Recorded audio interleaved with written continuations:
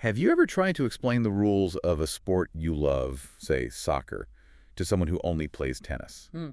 You start with what you think is an easy comparison, right? Like, okay, the goal is sort of like the net, but then it all just falls apart immediately. It does. The scoring is different. The ball, it doesn't really bounce the same way. The number of players, the whole idea of offside just has no equivalent on a tennis court. It seems like a, almost comical little communication gap. It does seem that way. But that very analogy, soccer versus tennis, is used in our source material today to model a really profound, deep, and frankly, often embarrassing communication failure in intercultural exchange. And we're focusing specifically on theological education and mission work.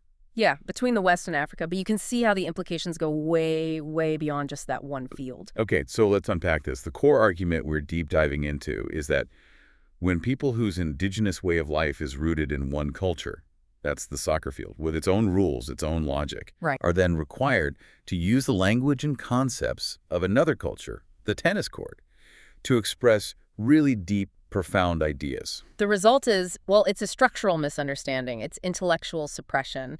And this is the critical part. It leads to financial dependence. And that's where our source comes in. Exactly. Our source today is an article by Jim Harries. He spent 15 years teaching at a theological college in Kenya.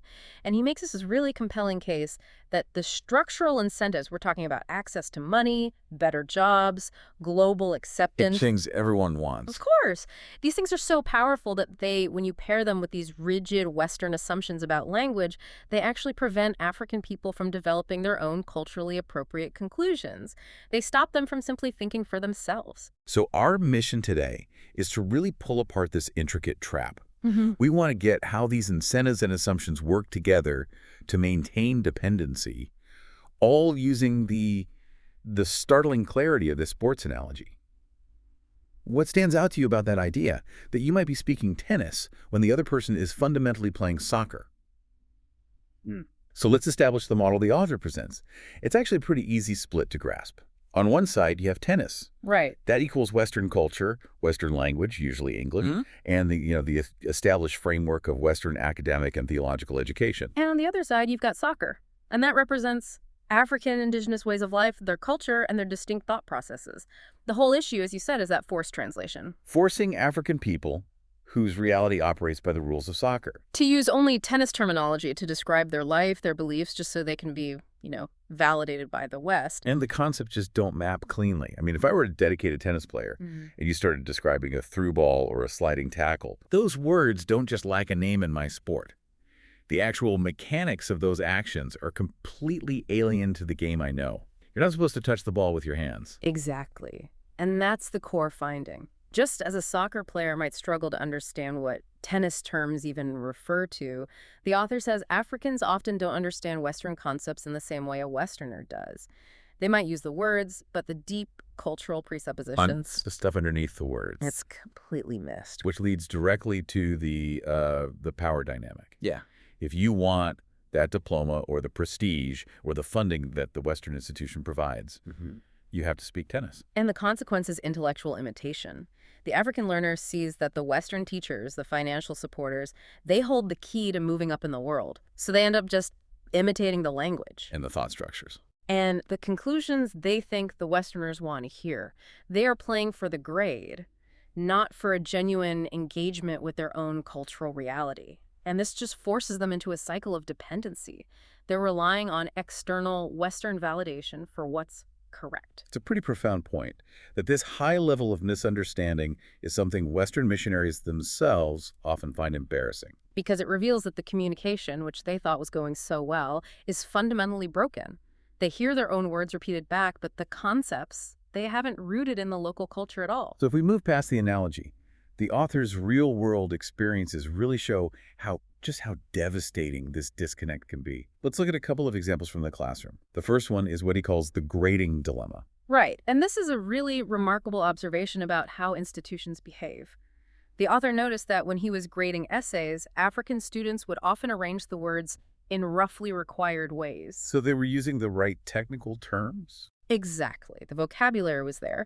But when you assess the papers against Western standards of linear logic, premise, argument, conclusion, The papers often just didn't make complete sense. The flow was disjointed. So what happens then? This is where the structural flaw really shows itself. Well, instead of failing work that was, by Western academic standards, incoherent, the instructors would often give the student what Harries calls the benefit of the doubt. And what does that mean in practice? It means they would award very high marks. We're talking upwards of 80%, even when the instructor knew deep down that the student hadn't really grasped the complex underlying Western material. And why would they do that? To avoid the appearance of being racist, or implying that the students have, a lower intelligence. It's a kind of ethical dilemma that gets masked by compassion. But you have to ask, what's the long-term impact of that? Well, the system is just incentivizing the student to perform the imitation. Yeah. They learn that arranging the words in the right order gets you the reward. It doesn't matter if the argument actually holds together or relates to their life. It just teaches them to play the tennis game of using the jargon. Even if they still fundamentally think and live by the rules of soccer, it creates a generation of leaders trained to seek external validation, not internal clarity. I mean, if you can get an 80% just by mimicking the structure, why would you do the hard work of genuine conceptual synthesis? So the grading system is basically just papering over this huge misunderstanding. But the problem isn't just grading, is it? I remember the source also highlighted how core Western concepts like efficiency just completely disappear in translation. Yes, the second critical example. For the Western missionary or development worker, efficiency it's a key metric. A core value. It's a core cultural driver. We are process-oriented. We want to save time, optimize resources, get the maximum output for the minimum input. So if that's so central to how we make decisions, what happens when you try to translate it? Well, Harries observed that in African languages, the term routinely used to translate efficiency just means good or well done.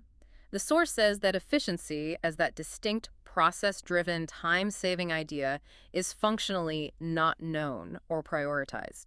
Because they might prioritize something else. Like relational well-being or community outcomes over just pure output speed. So when a Western project leader says, we must do this program efficiently, the local listener just hears, we must do this project well. The focus stays on the quality of the outcome. Not the optimization of the process. Exactly. The missionary assumes they've communicated a critical Western value, but the concept of time-saving optimization hasn't registered at all. And this leads directly to the third problem, the initiative problem. Ah, right.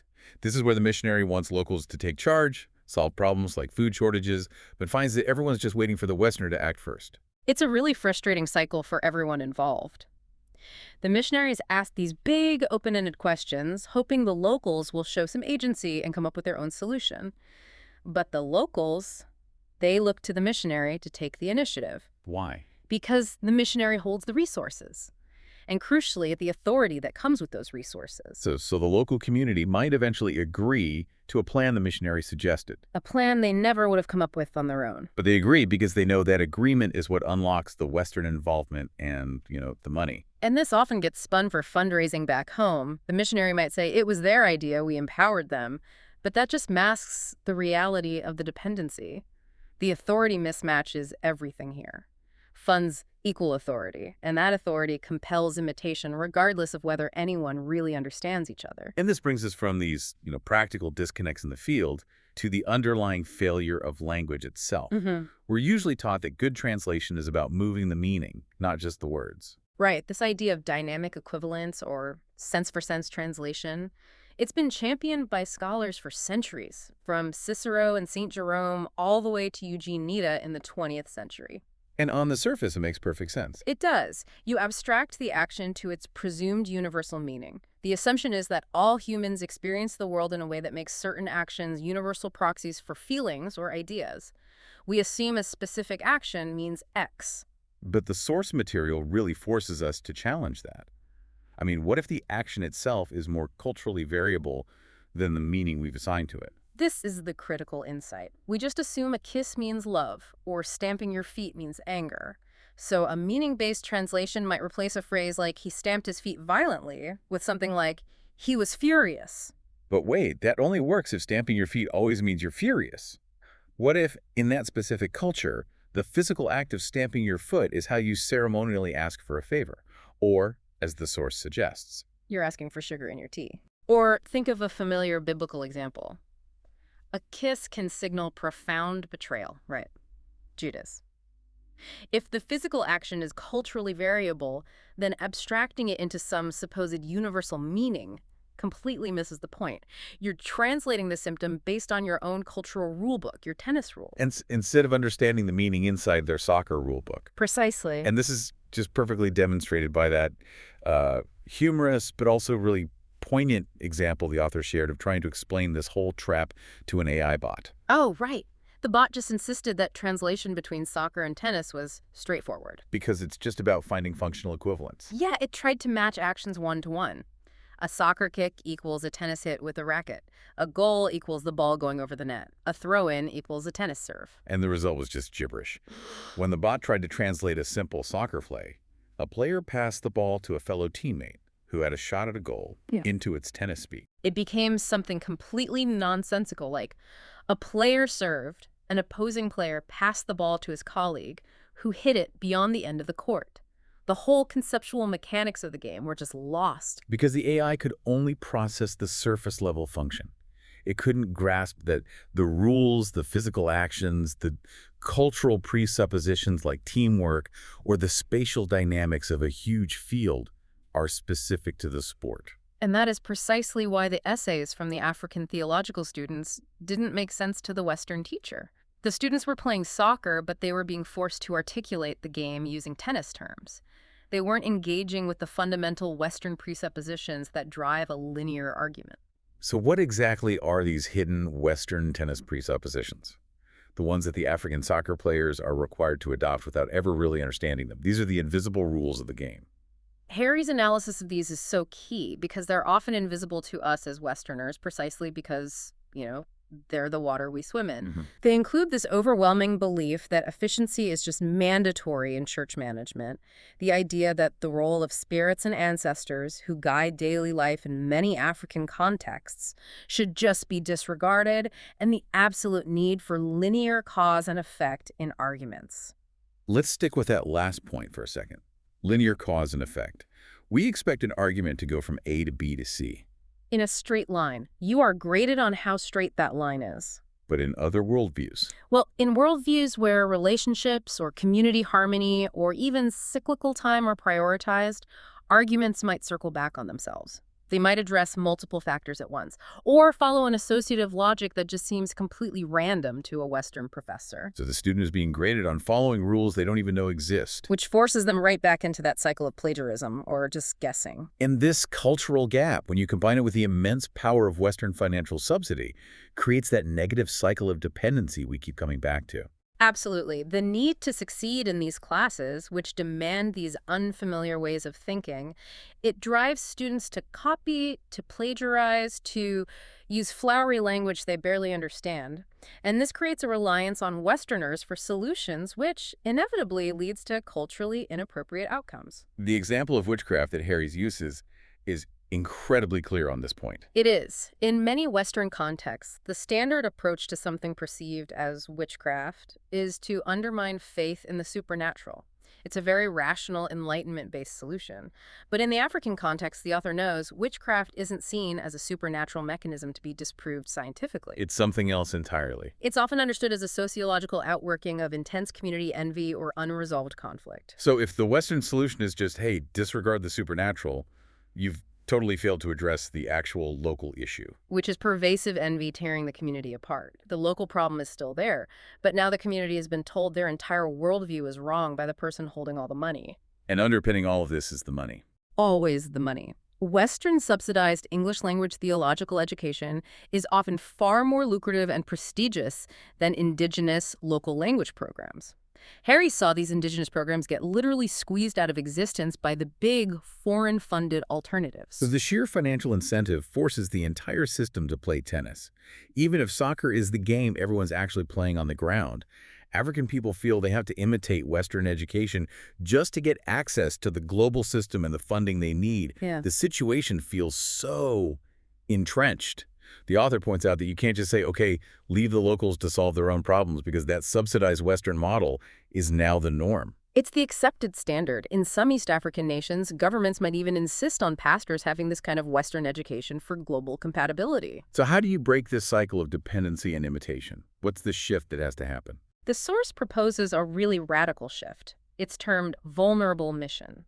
And the idea is if your goal is not imitation, but genuine, independent, contextualized thought, then the Westerner, the tennis player, has to completely divest themselves of the very things that create the dependency in the first place. So they have to surrender the cultural and financial advantage that automatically gives them authority. Exactly. Vulnerable mission requires two non-negotiable commitments. First, the immersion has to happen without the use of Western financial subsidy.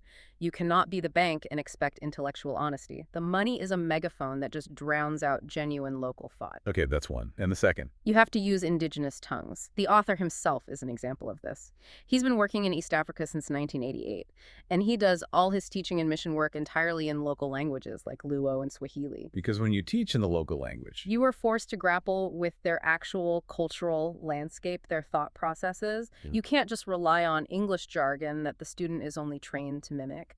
so this shift, surrendering the money and the language of power, is what allows the Westerner to finally grasp the local conceptual world, the rules of their soccer game. Right, without being a distracting source of authority and funds. Only then can they foster genuine, independent thought and culturally appropriate solutions instead of just perpetuating a very expensive imitation.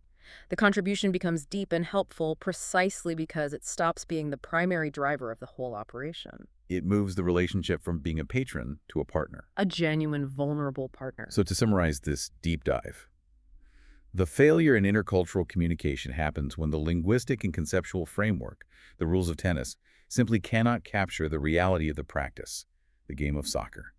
And this failure gets structurally cemented when financial incentives force imitation over independent, contextualized thought. And that just stunts intellectual growth. This all raises a really important question for all of us, I think. If our well-intentioned help, our education, even the very language we use, consistently incentivizes imitation and suppresses independent thinking just because we show up with money and authority, how often are we inadvertently creating that same destructive dependency in other areas of life? You mean beyond theology, like development work, business, governance? All of it. What does true help really look like when it requires us to surrender our cultural authority and our financial leverage completely rather than just trying to manage it better? That's something for you to mull on until our next deep dive.